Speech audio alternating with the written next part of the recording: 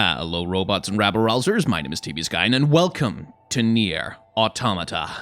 So this is a series that people have been asking me, people have been asking me to mess with NieR Automata for a video series in the style of, the boss designs of Dark Souls. Because there's a lot of stuff in there, there's a lot of interesting character design to analyze. We can especially talk about why the robots are sexy for some reason. And I've sort of been, because I don't really have a format for this thing. I don't really have a format to follow. It's not like the boss designs of Dark Souls where I can go, okay, I'm gonna fight a boss and then I'm gonna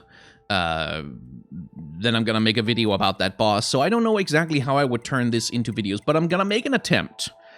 For this particular first stream, I'm gonna take the footage, I'm gonna edit it together, and try and see if I can do some light analysis on something that's vaguely interesting about the game. And if that turns out to be decent content, then, you know, we'll keep doing that, at least for as long as it attracts any viewers. So, you know, vote with your likes and subscribes, I suppose. If you enjoy this video, that's gonna come out of this, and if you enjoy these streams, then like, comment, subscribe, keep turning up, and watch the VODs in full over on the second channel. That's my plan for this particular set of streams anyway. I'm still trying to figure out how to integrate streaming into the whole YouTube thing. And making videos out of the streams seems like the obvious thing, but I just don't have time to commit to a full second series like the boss designs of Dark Souls. So with all of that blah blah blah out of the way, let's actually get in to a game. As you can see, I've got 3 hours in the game. I've made it to the desert camp. I have seen Adam be born. That's my last memory of the game, but as you can also see, it's like 2 years since I played the game last. So this should be a nice reminder. Everything that lives is designed to end. Philosophy begins early. Trapped in a never-ending spiral of life and death. Is this a curse? Or some kind of punishment?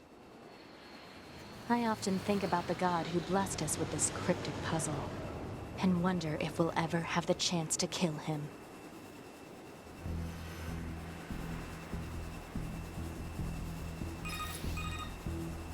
This is Command. Yorha Squadron, come in. 2B here. All units have penetrated the stratosphere. Autopilot systems green across the board. Penetrated. This is Operator 6-0. All units confirmed. We've passed the 50-kilometer threshold and are proceeding toward the target. Understood. Once you reach their anti-air defenses, proceed to manual attack formation. Then destroy the Goliath-class unit by any means necessary, and gather what data you can. Understood. Honestly, you guys, that attack was 12H telegraphed. Down. All units activate manual mode and rely on visuals to evade. Already engaged. Free movement unlocked. Origin point of long-range lasers confirmed. Seriously, how do you not see that?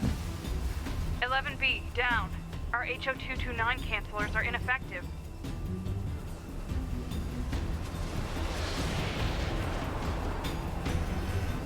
Whee! Alert. Enemy unit sighted ahead. Requesting permission to engage. Permission granted.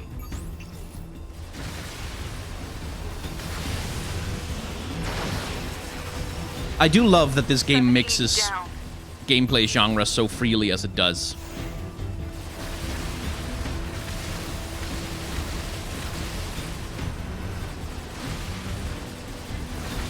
Alright.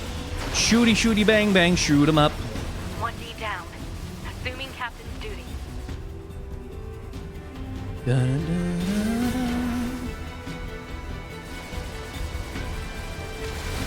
Fancy. Oh, right, you can slash them.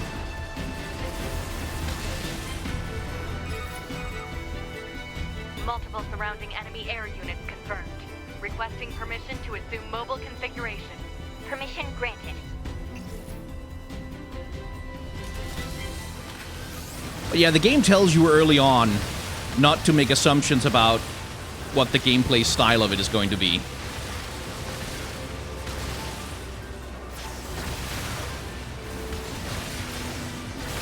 Okay, the heavy attack is slow as hell. Captain, I Think. Yeah. Again. 4B down. It was so telegraphed. I'm just saying. 2B to Operator 6-0. All Allied units down. The operation is compromised. Awaiting further orders. All my dead friends were Operator scrubs. 2B, we need you to rendezvous with Unit 9S and begin gathering data on the local terrain. Understood. In seriousness, though, there is a point to, like, the first thing that happens in the game is everyone, like, who accompanies you dies.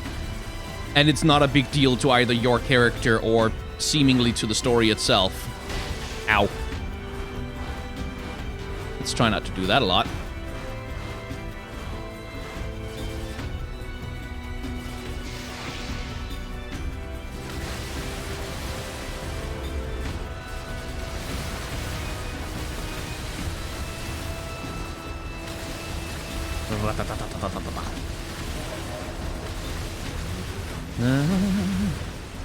Na na na na na na.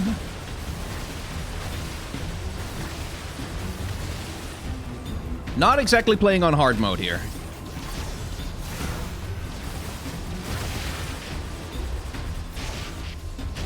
Albeit, God, you're annoying. Go away. Oh, right, it's twin stick. You can just twin stick it.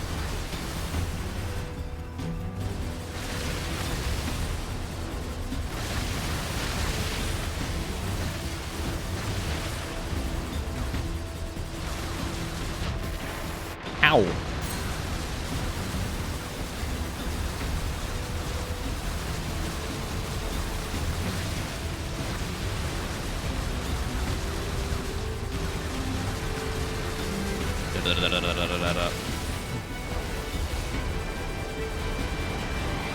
Whoop. Heavy damage. Standard top system estimated. And then there's data noise. That's something I remember from the first time I played the game. It likes to do data noise, like just an overload of information. Alert. Large enemy group detected. Yes, I'm aware of that.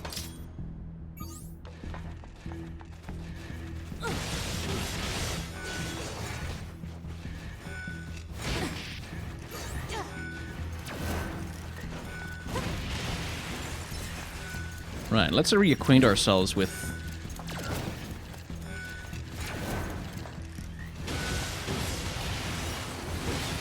the actual mechanics of this video game. Alright. So the character design, by the way, of the main little enemy robots here, like, it's got that Yoko Taro look that he's so fond of, basically making everything look kind of like him. Which, in auteur theory, would make him, you know, a very interesting subject for analysis. Although I'm not that especially interested in auteur theory.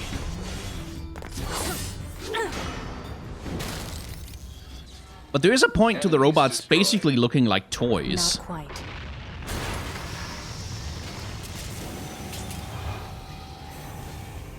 Children's toys, more specifically. Is that our target? Negative. This enemy is unrelated. Proposal. Dispatch it as swiftly as possible. You don't say. Yow.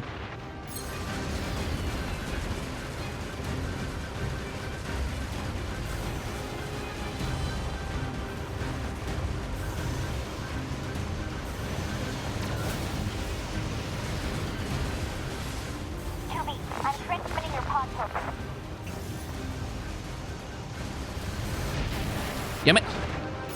Pod program download complete.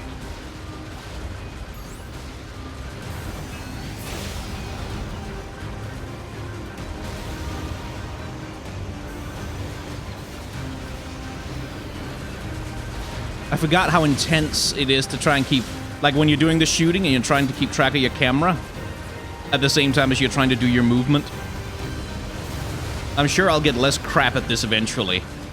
But wow, this is a lot more intense than I remember it in terms of mechanics. Maybe I was a better gamer when I was younger. Okay, so what? Just don't go forward in order to dodge it, I guess? Hey, air support. So, 2B then. Better make sure he's actually dead next time. That was dangerous, man.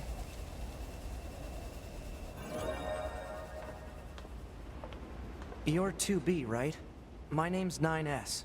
I'm here to provide support. Copy that. So, was that big old buzzsaw the Goliath you came here to take out? No, just another defensive system. Oh, well, I guess we have to find the target then, huh? I've got a flight unit, so I'll take a look around the perimeter.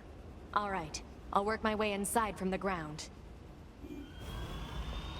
So, 2B then. Speaking of character design, I guess we'll have to talk about her pretty early on, really.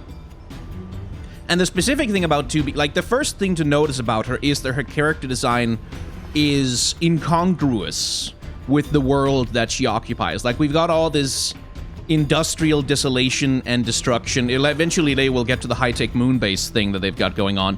But we have all this rusted, old industrial complex material. And then we have this character who clearly does not look like she's even from the same world. So there is an incongruity introduced to you immediately as you meet this particular character. That, oh hey, she looks alien to the environment that she's running through.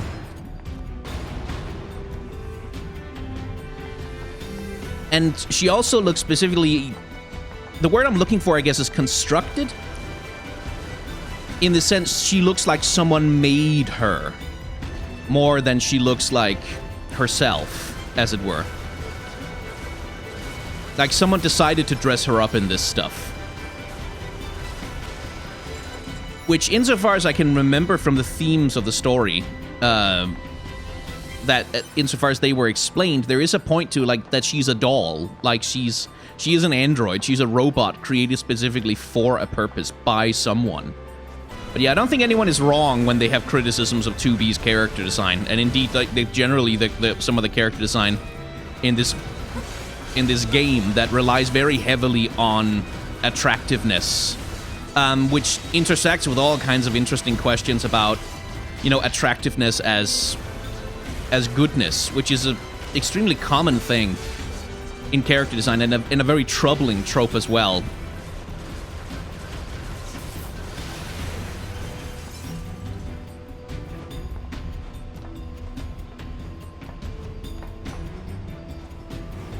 Whee! Oh, hello.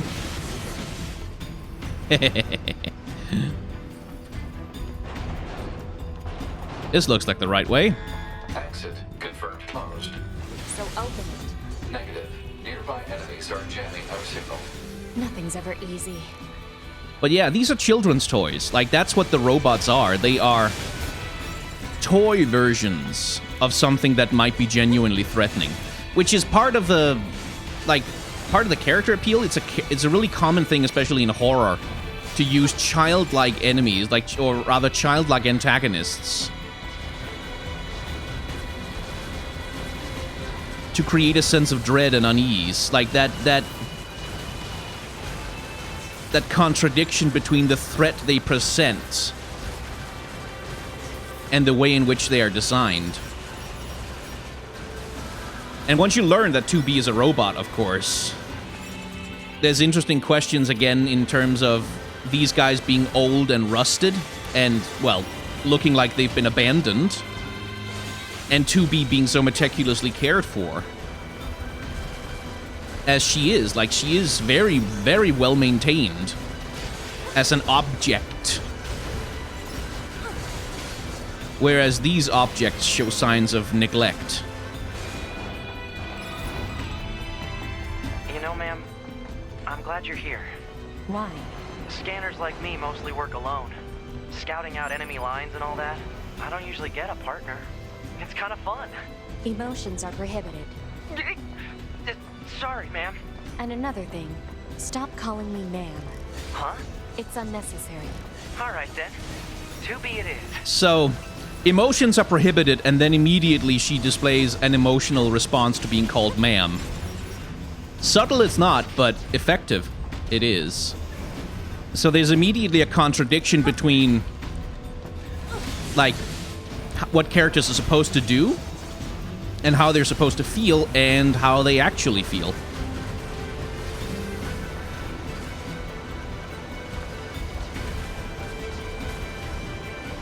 Okay, it's bloody impossible to aim like this.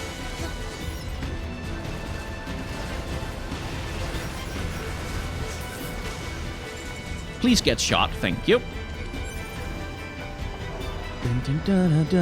This place sure is big. I guess humans used to use it as a weapons factory, but now it's just crawling with machines. The enemy seems to have repurposed the facility to increase their overall machine production. So if we don't destroy it, they'll just keep coming.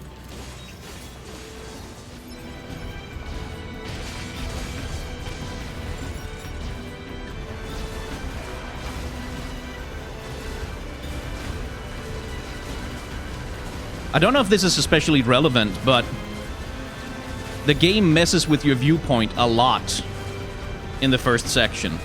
Like, it's constantly changing the camera on you. It's showing you things from all kinds of different perspectives. Which, yes, is like, it might just be playful.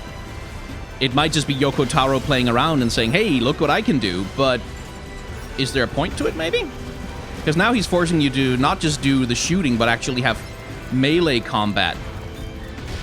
Ah. Okay, you have more range than I do. Which is...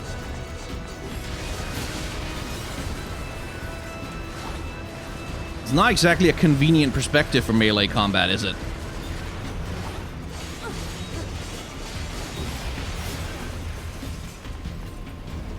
Da-da-da-da.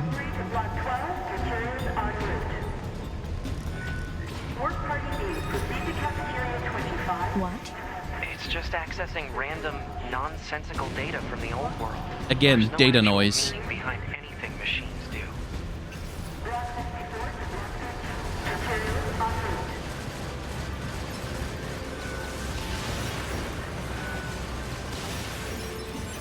Okay. Small robots dealt with. Someone in chat, by the way, mentioned the distinction between robots and androids. Here's the thing. There really isn't much distinction between robots and androids. An android is just a robot that's shaped to look like a human. That's it. That's the distinction between them. Whee! La-da. Can't go through that. Or can I? Analysis. This elevator's controls are locked and cannot be used. Well, alright then. Alert. Bulletproof apparatus detected. Another on monster enemies. closet, huh? Close range combat is advised. I know. Not so bulletproof anymore.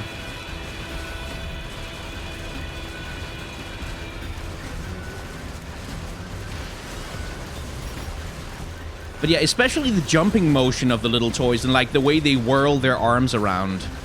The little the little robots. It makes them look so much more like toys.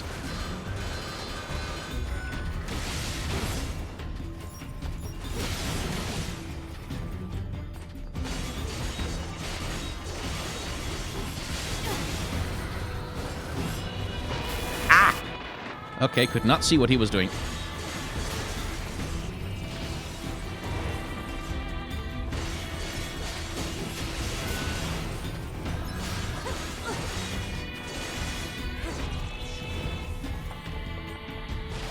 Dun, dun, dun.